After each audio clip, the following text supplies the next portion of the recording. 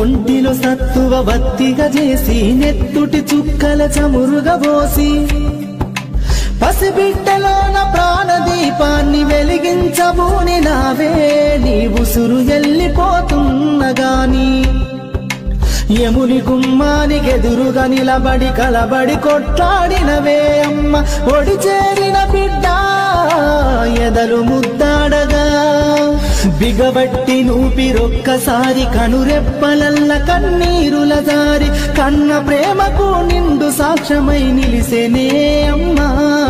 అమ్మా అమ్మా అమ్మా